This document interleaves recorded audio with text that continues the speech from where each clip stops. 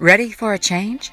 Find hope and insight in these short, inspiring stories from real people who successfully navigated a major reinvention to make a difference doing what they love. Welcome to Reinvention Success Stories with Rikk, Hansen and Susyn, Reeve.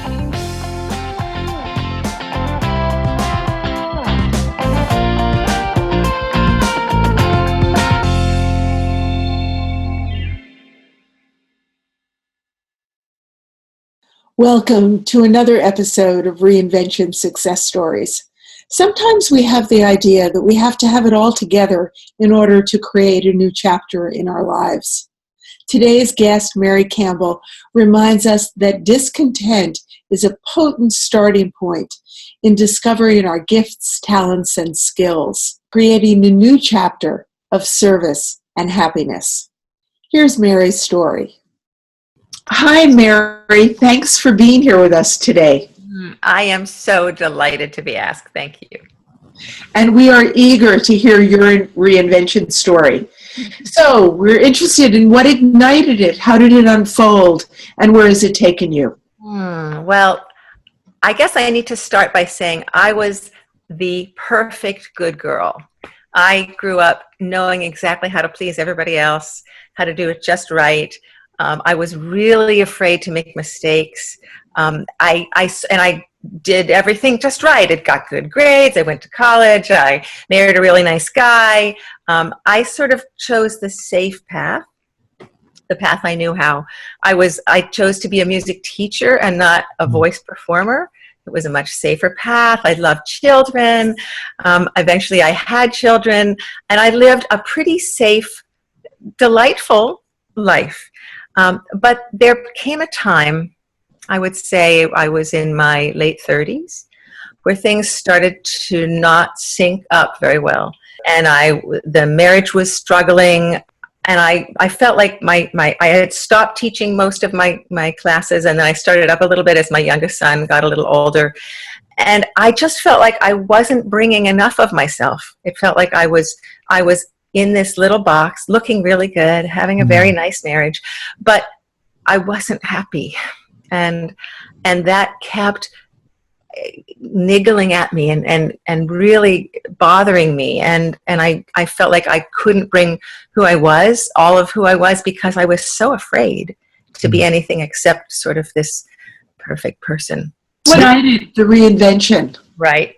Well, it was partly that. I think especially the marriage. We were really struggling. All I wanted was for our marriage to work, but it wasn't working, and we didn't know what to do. So at that point, I decided to go on a vision quest.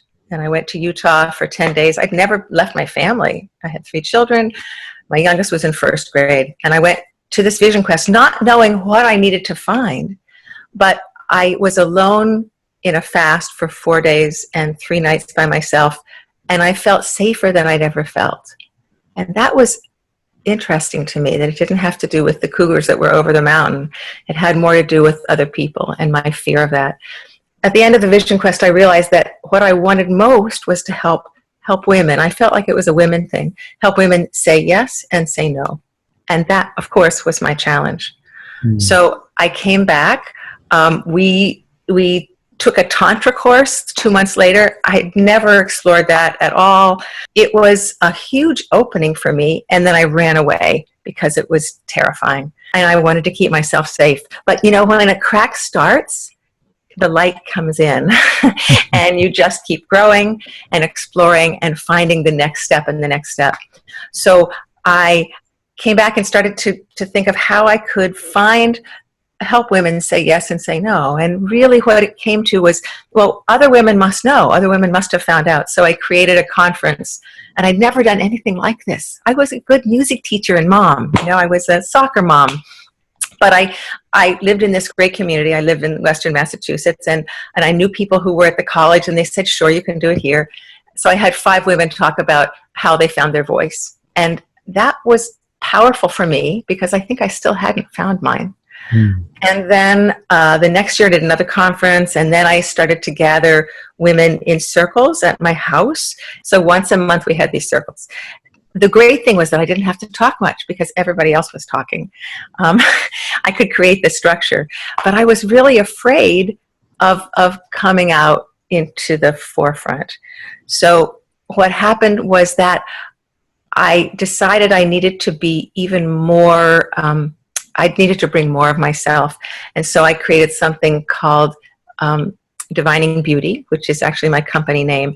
And I gathered, there were 8 women who wanted to sign up, and I was charging money, and I'd never charged money before. And it was a little bit of money, but it was a lot for me.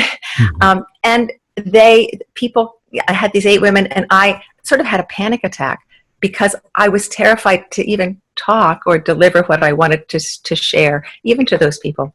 Like I was terrified to sing in front of people younger, like I was terrified to be seen. It was very difficult. I would say that was one of the hardest things I had to do. But the next time I did it, it was a little easier.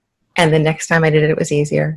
And at the same time, I was also creating another circle called Walking Our Talk. And I was doing that with a partner. And she was great. We did it together. She was a really feisty, outgoing person. She wasn't afraid to talk. And I could sort of be in the background with her. At the same time as all this was happening, I was exploring my own history through some therapy and discovered that there was an incident of sexual abuse when I was young. And that explained a lot for me. And it also, I think whenever you go into the hardest, shadowiest places, again, that idea of light, you just let a little light in. Any shame that I had, any fear, it just made me a little more courageous. And I realized that I didn't have to hide from those shameful places, that it was really just my opportunity to just speak about it. So I did. And that opened more doors. And I began to work in the Tantra field and study and learn and do many different trainings. And eventually, along that sort of led me to deciding that I wanted to bring my own deep convictions about truth and understanding and helping people into a bigger arena. So I decided to go to seminary and was ordained as an interfaith minister about 3 years ago. And that another huge opening. When I began, I had no concept of what that meant, but I knew I wanted to help people in some way. And I was already doing circles, and a friend of mine said, "You're already a minister, Mary. You just need to have a piece of paper so that you feel that you can actually bring yourself to the world." That's been the trajectory. Now I coach and counsel women mostly, and sometimes men, around sexual, sensual issues, but mostly how to live fully in the body as a sacred vehicle for yourself, how to be your full self, how to allow all those pieces of shame. And just living in this culture, we have such a skitsy feeling about sex and about our sensuality in our bodies. So many of us think that we're the only ones. And this work has really been able to help people realize that it's just a part of being human to be in a body, but that looking inside to find what blocks our fullness is probably the most important thing we can do. So again, it's this combining body and soul, how to listen to the mind's crazy talk and let go, and how to really realize that we are infinitely sacred parts of the manifestation of the divine. Wow. I love hearing this. This is wonderful. And one thing that's coming across so strongly is the link between your own journey of growth and healing, and that it's tied so closely to what you want to give and what you are giving now. I think that's how it works. It's the thing that feels like our biggest wound, I think. Yeah. That becomes our gift. I know that to be true, although I never would have believed it before. You wouldn't recognize me if you knew me 20 years ago. I mean, I feel like I'm finally myself. Menopause is also a great thing. I always say this to women, especially as I work with, because when we're younger, women are so concerned about making sure nobody gets hurt and taking care of everybody's needs. And as estrogen gets a little bit less in the picture, I feel like my voice has just been able to come out. I'm less afraid of what people think of me.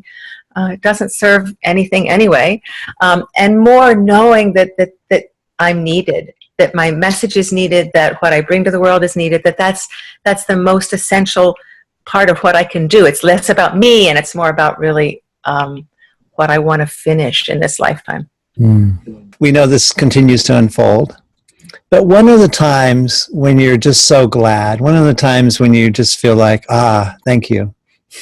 It's usually when I'm working with a client or giving a retreat. I tend to be nervous before a retreat when I'm pulling all the details together and I'm going to another country or I'm trying to make something happen. Sort of a barrier at first. And then once I really start to just share what I've found to be so helpful and meaningful, and people start to open and release, there's just so much joy. And that joy and realizing that our bodies are made for pleasure, that we have these senses that were given to us so we could appreciate and enjoy our life. That helping people to realize that's it's just the best thing. And every time I'm doing that, I'm realizing it for myself too. So it's me remembering really what I think is truth, that we're all infinitely connected, that the connection is deep within nature, within ourselves, within one another, and that all of that sense of isolation and separation is really just an imagined creation of the mind. So what's a gem of wisdom that you have for our listeners who are embarking upon a reinvention? I think the most important thing is to realize that fear stops everybody from doing what they're meant to do. And we're most afraid, I think, of the part inside of us that feels inadequate. So for me, the best thing, the thing that has been the most helpful is to realize that I am going to be afraid. I am. I mean, that's all of us. Before we step into any place, we make mistakes. I just felt like I was afraid to make mistakes. That was my biggest problem. So realizing that I'm going to do it, and actually when you do it, it's not nearly as bad as the fear of making the mistake. So in whatever it is that anybody is reinventing within themselves, it's realizing that you're not going to know where you're going exactly. I never had a goal. I only knew that I wanted to stay authentic to myself. So I think that's the other piece, to really learn to listen. In my work, that's probably what I help people do more than anything else, is really learn to listen intently, to listen to the body's messages, to listen to the stories that go on in our head, and to let go of the things that are false, because there's so much. All this busyness is often telling us something that's not true, but the body is the source of wisdom. You can rely on that. Stepping in to the adventure, knowing your truth, listening deeply, and just enjoying the ride. There's so much blossoming of your personality, of your being, of love in the world, when you let go of the fears, when you let yourself be vulnerable, when you go into the shameful places and just sort of allow that to be received. The joy that's really where the joy is. For our listeners who are interested in learning more about you and more about your work, give us your website. It's diviningbeauty.com. So I'm going to spell it because it's not diving beauty. That's what always happens. It's divining, like a divining rod, divining the beauty that's within us. diviningbeauty.com. Thank you so much for sharing your story so openly and really so joyously with us today. Oh, well, I'm so happy to be where I am, almost 60, having been through all this life, and can be so happy. What I love about Mary's story is how clearly her journey of growth as a person was tied to the process of growing into her calling. There's a deep part of us that calls us to grow. So while Mary's early life as the perfect wife and mom looked good, she knew it wasn't enough because it didn't satisfy and make her happy. So discontent is a call to growth and can often set our calling into motion. In my experience, the path to our calling is tied intimately to our personal and spiritual growth. This is particularly true during that period that I call the time between dreams, a natural limbo period when we experience this discontent strongly, yet maddeningly don't yet have clarity for a next career and life direction. The process of reinvention always requires that we first step more fully into who we are so we can dream a truer dream and then bring that to the world. Wishing you well as you grow into your calling. Glad you joined us today. Remember, in the words of Rumi, what you seek is seeking you. So say yes, take action, and be open to the signs and support that will come just for you. Thanks for joining us. Special thanks to our sponsor, Brilliant Next, training a new generation of calling coaches and guiding midlife professionals to find their career calling to make a difference doing work they love.